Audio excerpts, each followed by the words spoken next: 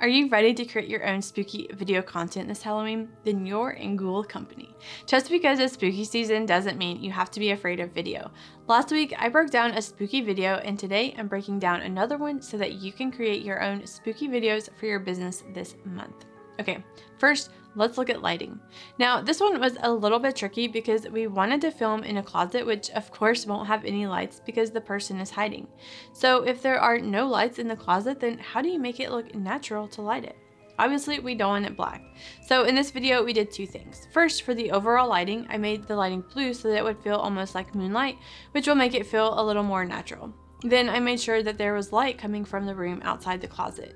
Now that allowed me to have a little more leeway to just add a little bit more light inside the closet. Now last week I shared about these cheap dimmers that you can get at any hardware store so that you can do more than just turn your lights on and off. You can actually control the amount of light a little bit more. Now if you want to change the color temperature, you can buy different color temperature bulbs at the store to replace in your lights as well. Now the other thing we did for lighting is we didn't use the phone to light the face at the end. Okay, hear me out. It might look like the phone is lighting the face, but really I just worked the phone into the script so that I would have another excuse to underlight the face, which gives it more of that horror feel, which of course makes it more spooky. So once we see the phone light up, then I just used a smaller light that was the same color temperature as the phone to give it that extra pop of underlighting, and it's just out of frame of the camera. Okay, next let's talk about camera movement. I decided to film this one handheld because that movement actually helps add to the tension and anxiety of the character. It helps transmit the character's fear to the audience. So look how it feels different if I just lock off every shot so that there is no camera movement. It feels very different, right? Now think about which camera movement is best for your story before you ever press record. Next, let's look at practical effects. Now, practical effects are just effects that you make happen in real time, so not on the computer later on or in the edit. Usually you think of fog machines or fires as practical effects, but I did something that you might not think of for this one. I didn't actually film in a closet. Now, I know what you're thinking. Why would you do that? It might seem like more work, but it actually makes a lot of things easier for this particular setup. It gave me more space to move around with the camera and to place my lights, but most of all, it gave me the option for one more practical effect, the door. Now, I filmed this at my house and there are no doors that you can see through, but I really wanted the character to be able to see through the door. Otherwise, the delivery wouldn't really land at the end. Plus, this made it easier for me to control the shadows and where they fell on the character. So another practical effect I did was fake a slatted door.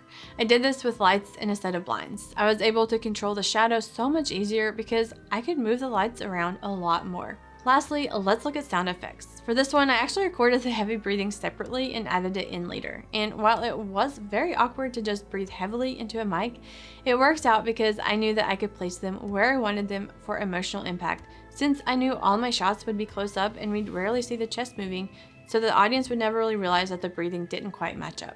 Now, the last thing we added in post was the vibration sound of the phone getting the alerts. We could have used the actual sound from the phone while we were filming, but I knew I wanted them to continue after we saw them, so I thought it'd be easier to just add them in post so that all the sounds would match. Now, maybe this might have been a little more work than necessary, but it's completely worth it for me to have full creative control once you sit down to edit. But you tell me, what do you think? Check out the full spooky commercial.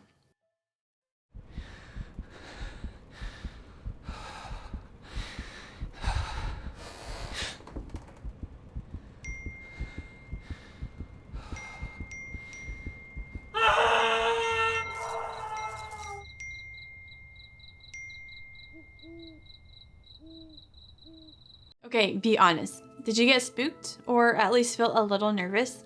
Creating spooky content doesn't have to be scary. It should be fun, and your followers will have fun enjoying it too. Now, in the next video, I'm going to break down a spooky commercial that we made for one of our favorite small businesses.